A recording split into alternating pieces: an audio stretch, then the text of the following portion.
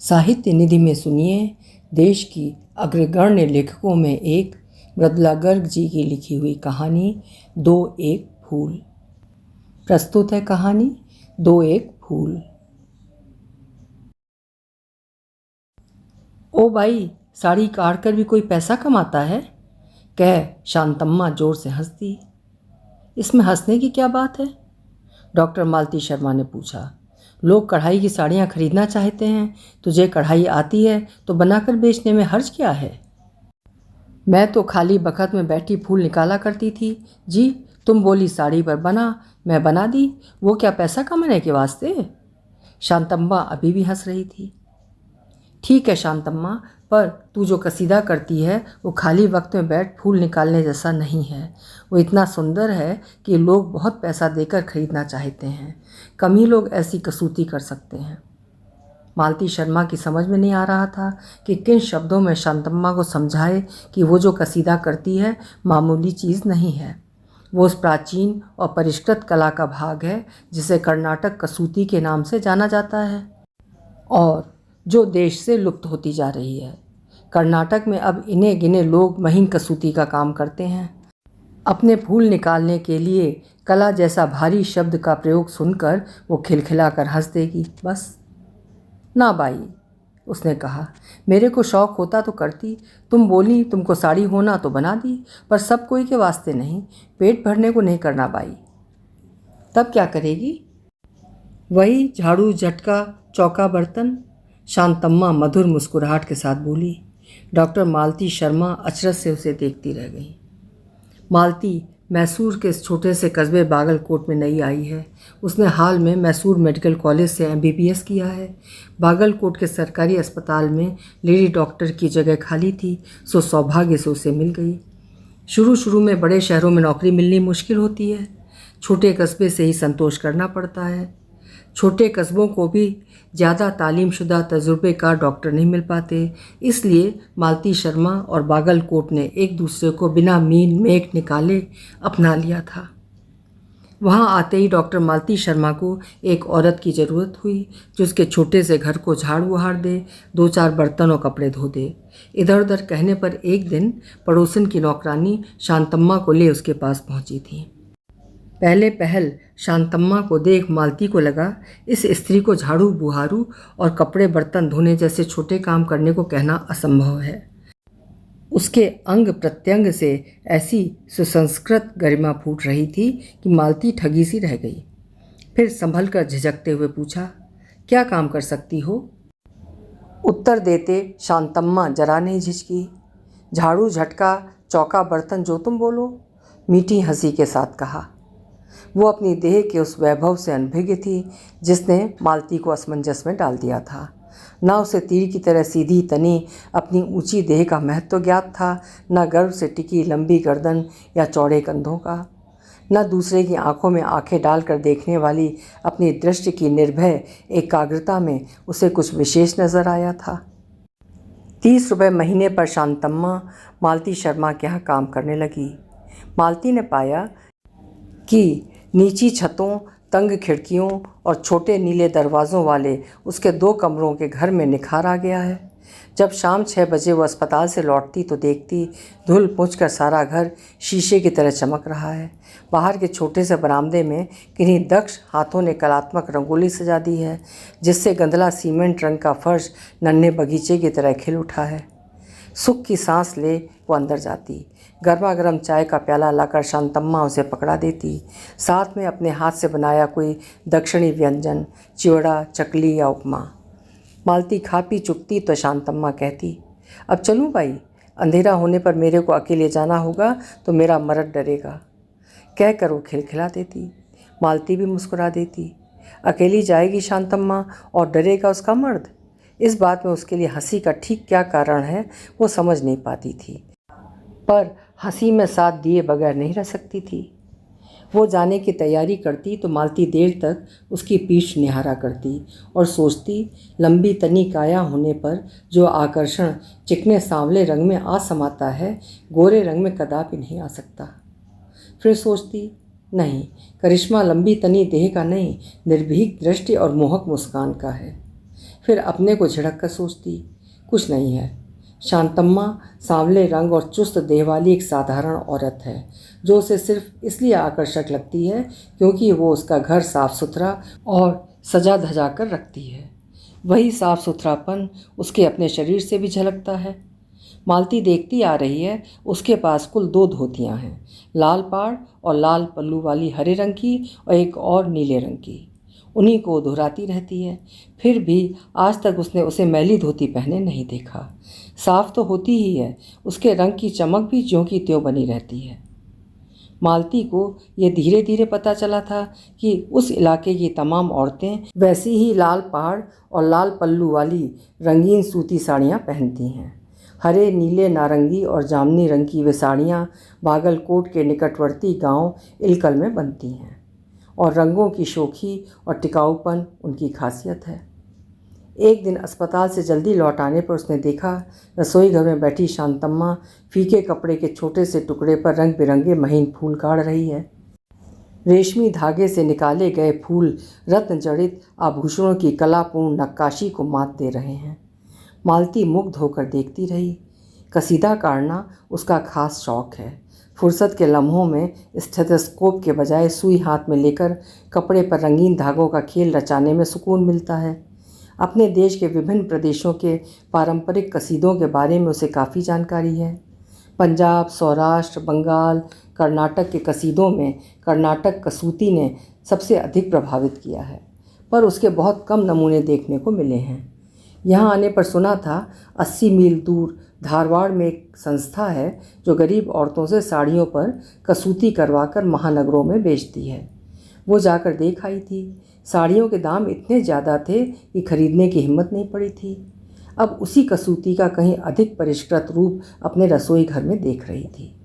कपड़े के धागे गिनकर बनाए जाने वाले इस कसीदे में जितनी दक्षता चाहिए उतनी ही लगन। रंग बिरंगे रेशमी धागों से छोटे छोटे फूल इस तरह निकाले जाते हैं कि उनके गुच्छे मिलकर मोर, कलश या कंगूरों का रूप ले लेते हैं।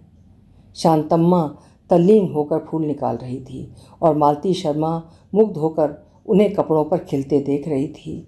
मोर बनाना ख़त्म करके शांतम्मा ने कपड़े को अपने से थोड़ी दूर पर रखकर परखने के लिए सिर उठाया तो मालती ने पूछा, क्या बना रही है? शांतम्मा ने चौंक कर उसकी ओर देखा। बोली, थैला। थैला कसूती करके? मालती जैसे आसमान से धरती पर आ गिरी। हाँ, शांतम्मा ने सहज भाव से कहा। सब्जी भाजी लाने को होगा। तब तक मालती उसके हाथ से कपड़ा लेकर कसूती की बारीकी जांच कर रही थी। अच्छा है भाई? शांतम्मा ने सकुचा कर पूछा। अच्छा, लाजवाब है। क्या बोली भाई, क्या है? अरे बहुत सुंदर है। पहले कभी किसी को नहीं दिखाया? इसमें दिखाने का क्या है भाई? वो हंसकर बोली। बहुत है, इस कसूती पर तो लोग पागल हैं, पागल। सच्ची? और वो ज़ोर से हंस पड़ी। साड़ी पर बना सकती है? हाँ, शांतम्मा उत्साहित हो उठी। तुम्हारे वास्ते हो ना?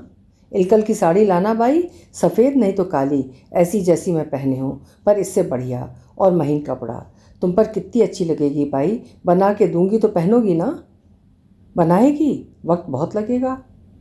बखत तो लगेगा, खाली बखत में बैठी बनाऊंगी, 2-4 महीने में होगी। धागा इलकल से मंगाना, रेशमी, उधर ठीक मिलेगा।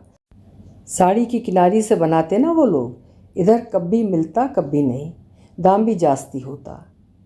इलकल कहाँ है? इधर ही है, अगला गांव। यह मैं पहनी हूँ ना इलकल की साड़ी, सब पहनते हैं इधर। अच्छा, छुट्टी होने पर जाऊंगी। खूब अच्छे से बनाना, तैयार हो जाएगी तो धारवाड़ ले जाकर दिखाऊंगी। धारवाड़ ले जाकर? तुम भी भाई। शांतम्मा मज़े से हंस पड़ी और कपड़े की तह करने लगी। उसके अगले हफ्ते मालती इलकल से काली साड़ी ले आई थी और शांतम्मा ने उस पर कसूती शुरू कर दी थी। इस बात को 4 महीने बीत गए। आज शांतम्मा उसे पूरा करके लाई है। साड़ी सचमुच अद्भुत लग रही है। उसे देख मालती ने प्रस्ताव रखा कि शांतम्मा घर बैठकर साड़ियाँ काढ़े। मालती उन्हें बड़े शहरों में बिकवाने का इंतज़ाम कर देगी। बनाने के लिए ज़रूरी सामान, कपड़ा, धागे आदि भी मंगवा दिया करेगी।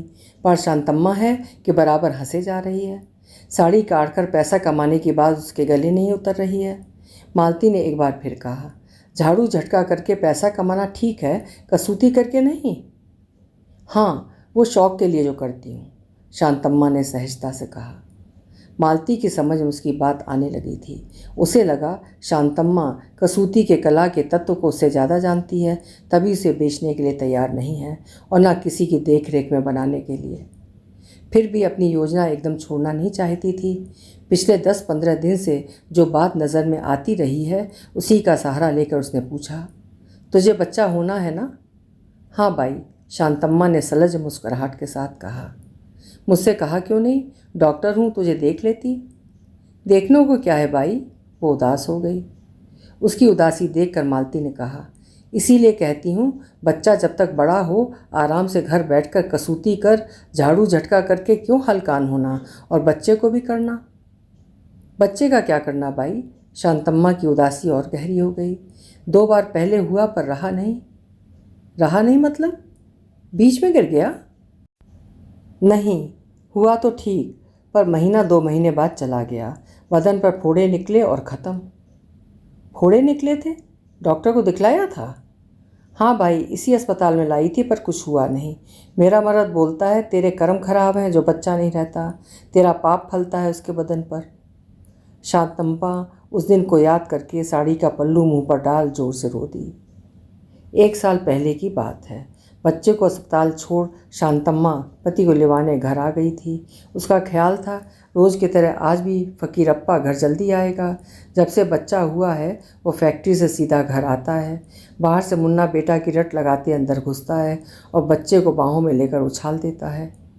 इतनी ज़ोर से ना उछालो, शांतम्मा टोकती है तो छाती तान कर कहता है, मर्द बच्चा है, मर्द देख कैसा हंस रहा है, तेरे जैसा डरपोक नहीं।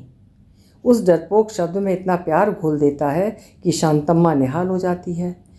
औरों के घर पर रहने पर उसे बीवी बच्चों की तरफ से थोड़ी लापरवाही बरतनी पड़ती है। जोरू का गुलाम कहलाना कोई मर्द पसंद नहीं करता। फिर भी चाय पानी के बहाने शांतम्मा को आवाज़ दे लेता और चाय का गिलास हाथ में लेकर मुन्ने के पास जा पहुंचता। शांतम्मा अचरज और कृतज्ञता से देखती कि कभी कभी संध्या का पूरा समय वो अपनी खोली के सामने के अहाते में मुन्ने से खेलता बिता देता है। दोस्तों के बुलाने पर पत्ती खेलने या दारू पीने चला जरूर जाता, पर रात 9-10 बजे तक लौट आता। शांतम्मा को पूरा विश्वास है कि आजकल वो बाज़ार भी नहीं जाता। कम से कम जब से मुन्ने के बाद उसे 40 दिन पूरे हुए हैं, तब से बाज़ार में जाता है तो न रात इतनी जल्दी वापस लौटता है और न इतने लाड़ दुलार से शांतम्मा को पास बुलाता है। आता है तो बाहर अहाते में पड़कर नाक बजाने लगता है। सुबह 7 की सीटी होने पर भी काठ के कुंदे सा वहीं पड़ा रहता है। फैक्ट्री जाने में देर होने के डर से जब हार कर शांतम्मा उसे उठाती है तो लाल लाल आंखें तरेरता उठता है। फिर उसके मुंह खोलने की देर होती है। किसी न किसी बहाने या बिना बहाने उसकी पीठ पर 2-4 दोहत्तर जमा देता है। शांतम्मा समझती है रात को अपना दोहरा नशा उतारने की खातिर घूंसे मार रहा है। उसकी पीठ पर उनके पड़ने से उसे कोई दिलचस्पी नहीं है। इसलिए उनकी शुरुआत और शांतम्मा के कसूर के बीच तालमेल भी नहीं है। जब से मुन्ना हुआ है वो वारदात नहीं हुई। जब से मुन्ना हुआ है फ़कीरप्पा जल्दी घर आ जाता है। जब से मुन्ना हुआ है फ़कीरप्पा बाज़ार नहीं जाता। जब से मुन्ना हुआ है शांतम्मा की ज़िंदगी की हर खुशनुमा तब्दीली मुन्ने के होने से ताल्लुक़ रखती है। जब से मुन्ना हुआ है टीन के टपरों से ढका 2 कच्ची कोठरियों का उसका घर ऐसे खिल गया है जैसे कपास के खेत फूलों से लहलहा उठा हो। और तो और अब हर दूसरे तीसरे दिन फ़कीरप्पा कच्चा नारियल लिए घर पहुंचता है। मौका देखकर चुपके से शांतम्मा को पकड़ा देता है और कहता है, ले नारियल तुझे खाना चाहिए। क्यों खाना चाहिए वो जानती है। नारियल खाने से दूध अधिक बनता है और बच्चा गोरा और मोटा हो जाता है। पर यह बात किसी के सामने कहनी नहीं चाहिए, नहीं तो बच्चे को नज़र लग जाती है। यही नहीं, 40 दिन पूरे होने पर जब शांतम्मा नारियल फोड़ने तुलसी गिरी के हनुमान मंदिर जा रही थी तो फ़कीरप्पा उसके लिए एक चटक हरी साड़ी लिए आ पहुंचा था। सच, जब से मुन्ना हुआ है उसके जीवन में हरियाली आ गई है। पिछली 2 बार यह दिन देखना नसीब नहीं हुआ था। 15-20 दिन बाद दोनों बच्चों ने दम तोड़ दिया था। इस बार जब खतरे का पहला महीना टल गया तो शांतम्मा और फकीरप्पा दोनों ने चैन की सांस लेनी शुरू कर दी। उनकी जान पहचान के लोगों में अधिकतर बच्चे इसी पहले महीने में ख़त्म हुआ करते हैं। अब जब दूसरा महीना पूरा हो चला, वही पुराना कहर उन पर टूट पड़ा। मुन्ने का होना फिर जोखिम में था। फैक्ट्री में 6 की घंटी बजनी शुरू हुई तो शांतम्मा घर के दरवाजे पर आ खड़ी हुई और बेसब्री से उसका इंतज़ार करने लगी। 15-20 मिनट बाद वो सड़क पर घर की तरफ आता दिखाई दे गया। वो वहाँ नहीं ठहरी, उसकी तरफ दौड़ गई। बीच रास्ते में उसके पास पहुँच बदहवास सी बोली, मुन्ना अस्पताल में है, जल्दी चलो मेरे साथ, फार्म भरना है। एक कदम आगे बढ़ाए फकीरप्पा मूर्ति की तरह जड़ हो गया। मुन्ना अस्पताल में है? उसने घबराकर पूछा। क्या हुआ? गर्दन लटकी जा रही थी, मानो प्राण ना हो, सारी देह फूट आई है, शांतम्मा ने वेदना से विदीर्ण स्वर में कहा। इसकी देह पर भी फोड़े निकले हैं? फकीरप्पा का स्वर फौलाद की तरह सख्त पड़ गया। शांतम्मा के मुंह से घुटा घुटा हाँ निकला था कि उसने हाथ में पकड़ा नारियल उसके सिर पर दे मारा। करमजली बज्जात, वो चीखा, तेरी सड़ी कोख से और क्या फलेगा डायन। शांतम्मा ने अपने सर पर हुए प्रहार की परवाह नहीं की। पति का हाथ पकड़कर ऊंची आवाज़ में चीत्कार कर उठी, जल्दी चलो नहीं तो डॉक्टर बाबू चले जाएंगे, जल्दी चलो, जल्दी जल्दी चलो। उसके स्वर के संतरास ने फकीरप्पा को हिला दिया। वो सब कुछ भूल अस्पताल की ओर दौड़ पड़ा, शांतम्मा भी, पर उनकी वो दौड़ मुन्ने को बचा न सकी। असल में 6-7 दिन पहले शांतम्मा ने मुन्ने के पेट और पीठ पर फोड़े निकलते देख लिए थे। उसने तुरंत तुलसीगिरी मंदिर में जाकर नारियल फोड़ दिया था। उसकी गिरी पीस कर फोड़ों पर लगा दी थी और ठीक होने पर 1.25 रुपये का प्रसाद बोल दिया था। उसे यकीन था इस बार भगवान उसके पिछले कर्मों की सज़ा माफ़ कर देंगे और मुन्ने को बचा लेंगे। पिछली बार जब दोनों को फोड़े निकले थे तो 40 दिन पूरे ना होने के कारण वो मंदिर नहीं जा पाई थी। क्या फोड़े थे, जैसे कोयला छुआ कर जलाया गया हो। याद करके बदन सिहर उठता है। इस बार फोड़ों का रूप उतना डरावना नहीं था, फिर भगवान का प्रसाद भी मिल गया था, पर आज उसके विश्वास की डोर टूट गई।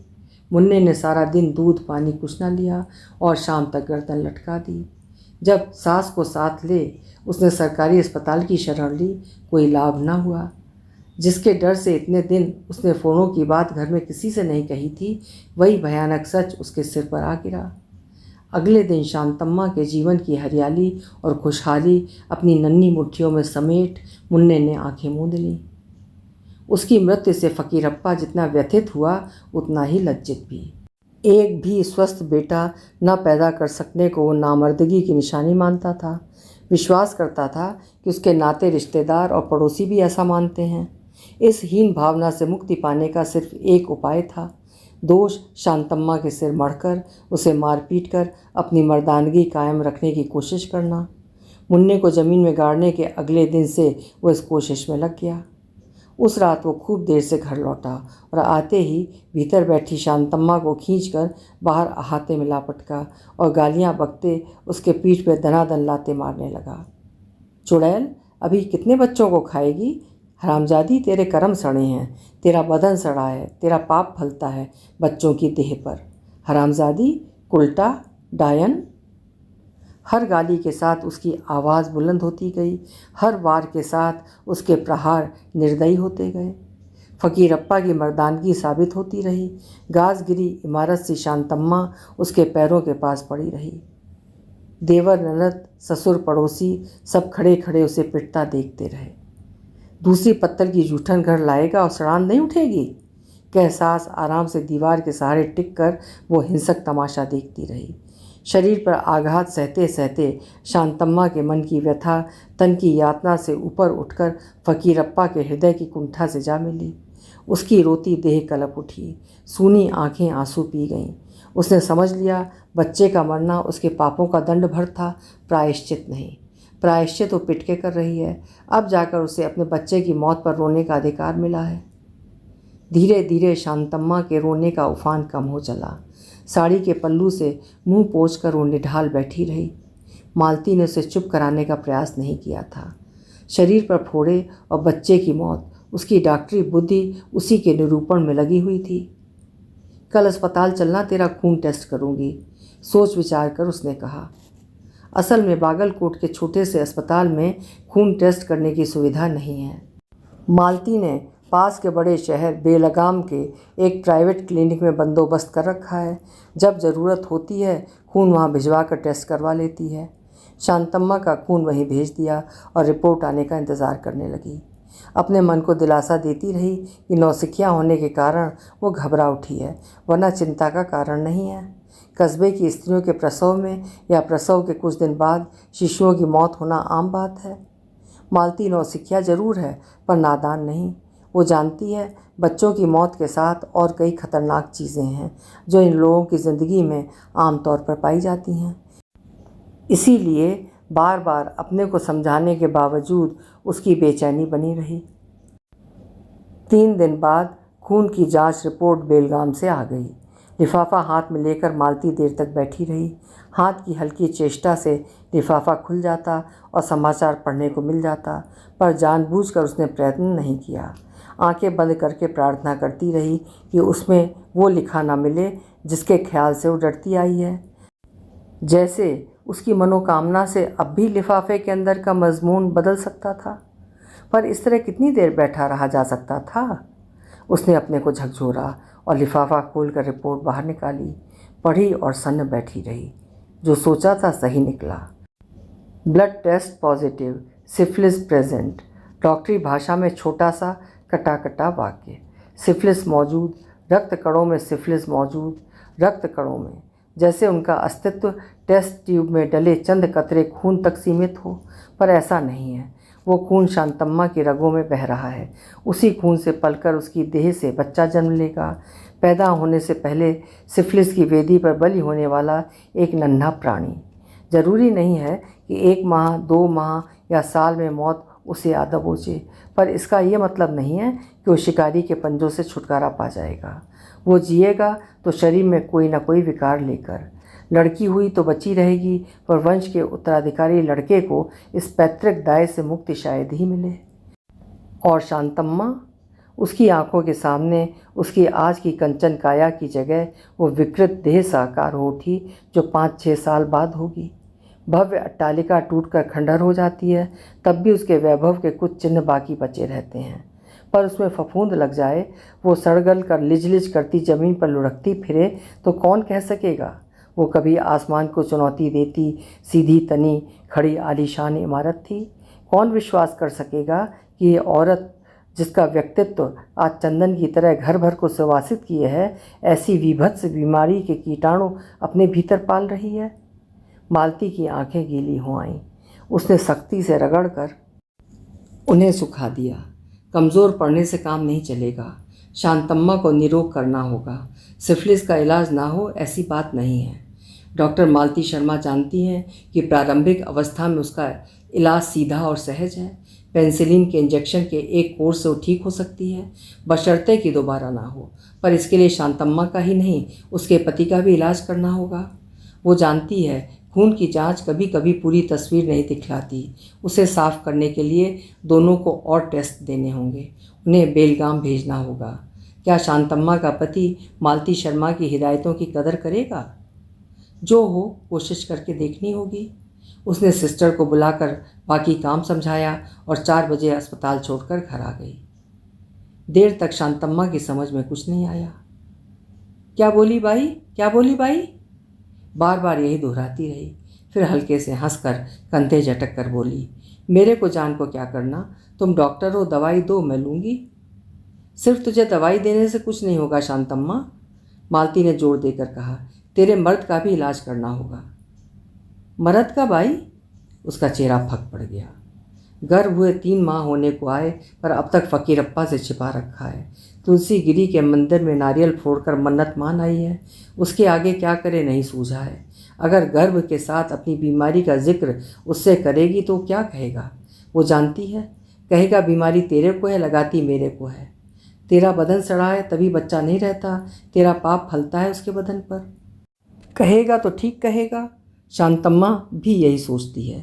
इसीलिए मंदिर में नारियल फोड़ने के बाद देर तक मूर्ति के सामने औंधी गिरकर रोती रही थी, अपने को कोसती रही थी और भगवान से पिछले जन्म की गलतियों के लिए माफ़ी मांगती रही थी। फिर भी दिल से डर नहीं निकला था। पिछली बार भी भगवान ने उसका साथ नहीं दिया था। इन दिनों अगर बाई की साड़ी ना काढ़ रही होती तो जाने कितने दुखी रहती। वो नहीं जानती ऐसा क्यों होता है, पर मन खराब होने पर सुई धागा लेकर बैठ जाने से शांति मिलती है।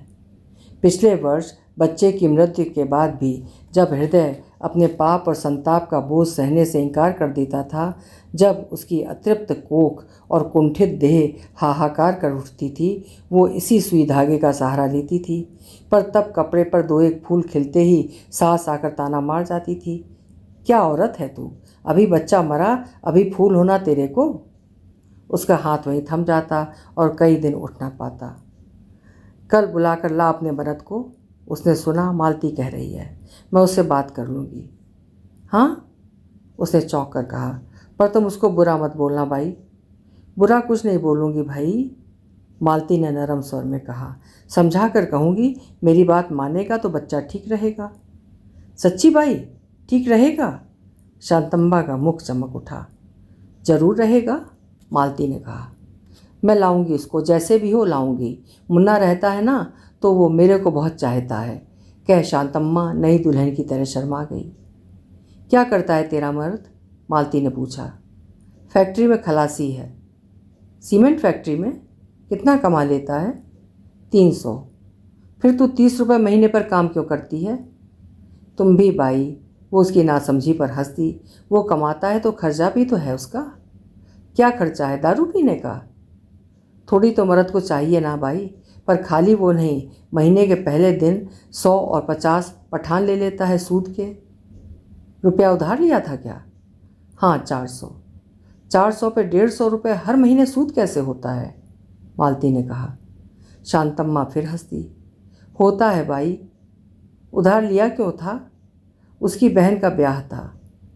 शांतम्मा जानती है पूरा 400 ब्याह पर खर्च नहीं हुआ है। 100 तो बाजार की हसनबी को पाजेब बनवा देने में लगे थे, पर मालती को वो सब कहने का कारण नज़र नहीं आया। मालती देर तक पूरे व्यापार पर अचरज करती रही, पर बहुत सोचने पर भी उसका हल समझ में नहीं आया। कम से कम ऐसा हल जो उसके हाथ में हो। घर पर है कौन कौन? उसने कुछ कहने की खातिर कहा। माँ बाप, 2 भाई 2 बहन। सबका खर्च वही चलाता है ना? सब जाते हैं फैक्ट्री कैजुअल करने। 2 रुपये रोज़ पर औरतें और 2.5 रुपये रोज़ पर मर्द। कभी काम मिलता है, कभी नहीं। तू क्यों नहीं जाती? ना भाई, मेरा मर्द डरता है। वो खिलखिलाकर हंस दी। वो तुझे पैसे नहीं देता? देता है भाई, देता है। जब होते हैं तो देता है, पर कभी होते जो नहीं, उसने सहज भाव से कहा। वो जाने लगी तो मालती ने 20 रुपये उसके हाथ पर रख दिए। किसके वास्ते भाई? शांतम्मा ने पूछा। ऐसे ही, साड़ी बहुत सुंदर बनी है। उसके लिए पैसा नहीं होना, शांतम्मा कहने लगी, फिर सोचकर बोली, अच्छा अभी रहने दो, पगार में से काट लेना। उस रात फ़कीरप्पा के घर आते ही शांतम्मा ने वे 20 रुपये उसके हाथ पर धर दिए। उसने रुपए लेकर जेब में डाल लिए, फिर पूछा, किधर से आए? बाई मेरे को इनाम दी है। क्यों? उनके वास्ते साड़ी बनाई थी। महज साड़ी बनाने के लिए फ़कीरप्पा को 20 रुपये काफ़ी ज़्यादा लगे। डॉक्टरनी की नासमझी पर वो खुश हो गया और रुपए खर्च करने की योजना बनाने लगा। तभी शांतम्मा ने कहा, भाई तेरे को बुलाई है। मेरे को? क्यों? मालूम नहीं। तू ठीक से काम नहीं करती क्या? उसने डपट कर पूछा। करती तो हूँ, तभी तो इनाम दी हैं। इनाम की ठोस दलील से वो निरुत्तर हो गया। बाई बोली, कल जरूर अपने मर्द को लेकर आ, तेरे को देखना मांगती है। शांतम्मा ने अपनी सबसे मोहक मुस्कान के साथ मधुर स्वर में कहा। अच्छा अच्छा, चला जाऊंगा। जो औरत बेबाक 20 रुपये इनाम में दे दे, उसे नाराज़ करना ठीक नहीं। देखना चाहती है तो देख ले, कौन जाने 2-4 रुपये पकड़ा दे। उसने जेब में पड़े 20 रुपये थपथपाए और ताज़ा देखी फिल्म जवानी दीवानी का गीत गुनगुनाता बाजार की तरफ चल दिया। हाथ तंग होने की वजह से हसनबी से मिले उसे बहुत दिन हो गए थे। अगले दिन देर तक मालती ने अकेले में फ़कीरप्पा से बात की। समझा कर कहा कि शांतम्मा के मुंह से 3 बच्चों की मौत के बारे में सुनकर उसने उसे बुलाया है। अगर वो और उसकी पत्नी खून की जांच करवा कर इंजेक्शन ले लेंगे तो इस बार उनका बच्चा तंदुरुस्त होगा। पहले फ़कीरप्पा झिझका, पर उसके यकीन दिलवाने पर कि ये बात किसी को मालूम नहीं होगी और उसका पूरा खर्च वो उठाएगी, वो तैयार हो गया। उसके मन में लड़के की चाह वाकई जोरदार थी। वो उसके लिए वो सब करने को तैयार था जो अपनी मर्दानगी पर चोट किए बगैर कर सकता था। इलाज शुरू हो गया और शांतम्मा को 6ठा महीना लगने पर मालती ने पाया कि उन दोनों के शरीर से सिफिलिस का विकार मिट गया है। उसने शांतम्मा को विटामिन देने शुरू कर दिए और समय आने पर प्रसव अस्पताल में कराया। 4 महीने के मोटे चिकने बालक को मालती के पैरों के पास रखकर शांतम्मा चहक उठी। देखो ना भाई, अपने लड़के को एकदम तुम्हारे जैसा दिखता है। मेरे जैसा? मालती हंस दी। हाँ, तुम इसको जान दी ना इसी से। तब तो तू भी मेरे जैसी दिखती होगी। मालती ने उसे छेड़ा। इसका रंग तो तेरे जैसा सांवला है और नाक नक्श तेरे जैसे तीखे। हाँ भाई, शांतम्मा उदास स्वर में बोली। मेरे पर कुछ पड़ गया है, काला है ना। तू भी एक बुद्धू औरत है। मालती खिलखिला पड़ी। जब तू यही नहीं जानती कि तू सुंदर है तो ये क्या जानेगी कि पिछले 5-6 महीने में और तू और सुंदर हो गई है। धत! उसने लजाकर मुंह हाथों में छिपा लिया और वहीं फर्श पर बैठ गई। अच्छा लजा मत, ये बतला ठीक तो है ना? पूरे 1 महीने के बाद आई है। मैं पूछती थी, उसने मुंह ऊपर करके कहा। अब काम पर आऊँ भाई? काम पर? मालती गहरे सोच में डूब गई। सिफिलिस के मरीज से हमदर्दी होना या उसका इलाज कर देना एक बात है और उसे घर पर रखकर कपड़े बर्तन धुलवाना दूसरी बात। तू काम पर आएगी तो बच्चे को कौन देखेगा? उसने इधर उधर करते हुए कहा। साथ लेके आऊँगी। कुछ न कहकर मालती उसी ऊहापोह में पड़ी रही। आस भरी नज़रों से शांतम्मा उसे तकती रही। फिर अपने थैले में से कसूती की हुई एक हरी साड़ी निकाल कर बोली, तुम्हारे वास्ते बनाई है बाई। अरे! सुखद आश्चर्य से मालती चहक उठी। कितनी सुंदर है। कुछ देर उस पर बने हर फूल को निगाहों से चूमती रही, फिर बोली, कुछ दिन तो आराम किया होता। मेरा मर्द बोला बाई के वास्ते साड़ी होना। शांतम्मा ने सगर्व कहा। अच्छा, पर मेहनत तो तूने की। तुम मुझे माँ समान देखी, मैं इतना नहीं करूँगी। उसने कहा तो उससे काम कराने के लिए मन में उठे संशय पर मालती लज्जित हो उठी। सुन, उसने कहा, ऐसा कर, कल अस्पताल जाकर अपना खून दे आ, एक बार टेस्ट कर देखूं। 4 दिन बाद काम पर आना। दूसरी औरत का हिसाब करना होगा ना। अगले दिन मालती ने उसका खून लेकर बेलगाम भेज दिया। 3 दिन बाद रिपोर्ट आ गई। सामने बैठे मरीज को विदा देते उसने लिफाफा खोल लिया। अंदर से रिपोर्ट निकालते हुए सोच रही थी, शांतम्मा काम पर आए तो उसका घर एक बार फिर कोठरी से बंगला बन जाए। वो अब पहले से भी अधिक निर्मल और मोहक लगने लगी है। उसका बच्चा भी उसी जैसा सलोना है। उस दिन की बातें याद करते मुस्कुराते मुस्कुराते उसने रिपोर्ट पढ़ी और सुन्न बैठी रही। Blood test positive, syphilis present.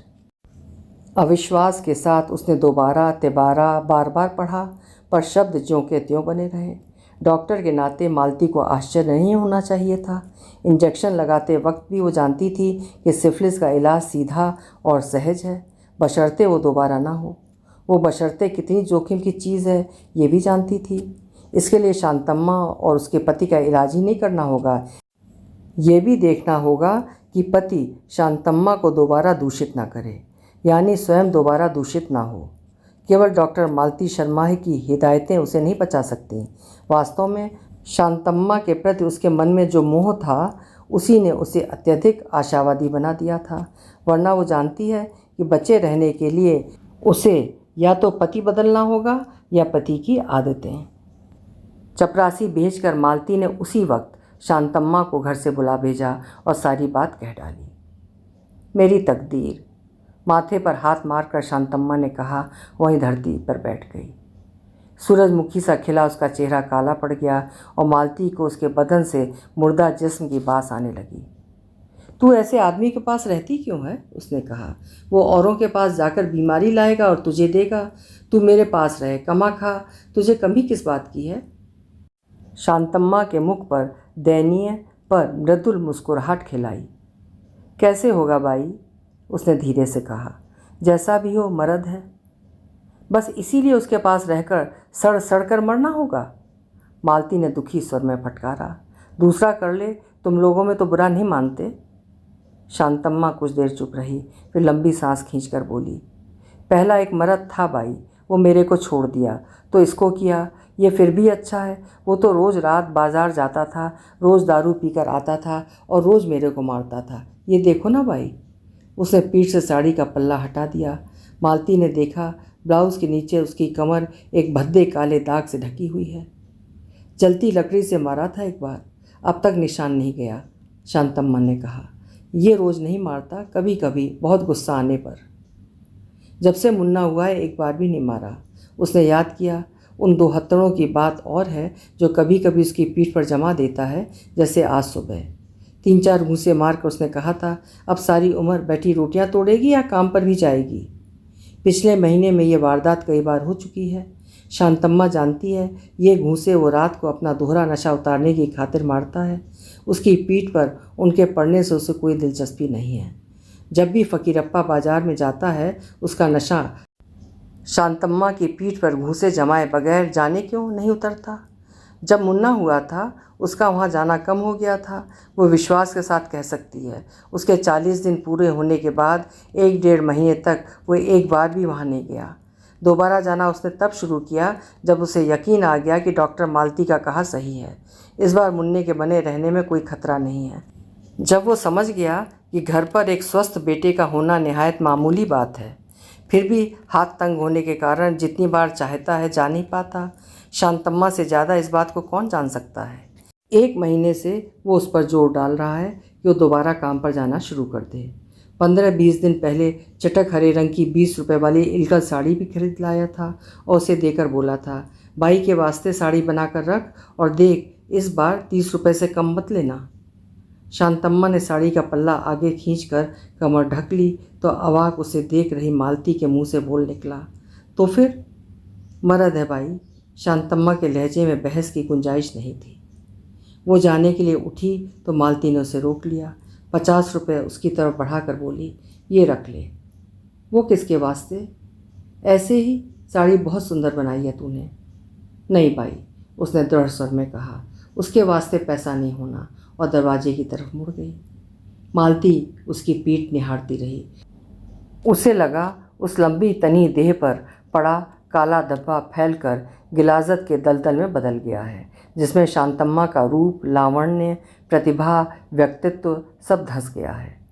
Doctor Malti Sharma की आंखों के सामने वो सड़ांध भरी मोरी में बिना हाथ पांव मारे डूबती जा रही है और वो हाथ पर हाथ धरे किनारे खड़ी तमाशा देखती रो रही है। केवल एक नन्हे शिशु को वो उस नरक कुंड से बचा पाई है। उसे मैं पाल लूँगी, उसने सोचा, और सोचते ही समझा वो असंभव है। अपनी मर्दानगी की निशानी उस नर संतान को शांतम्मा का पति इतनी आसानी से अपनी विरासत से वंचित नहीं करेगा। अभी आप सुन रहे थे हिंदी की वरिष्ठ लेखिका मृदुला गर्ग जी की लिखी हुई कहानी 2 एक फूल। ये कहानी सन 1977 में प्रकाशित हुई थी।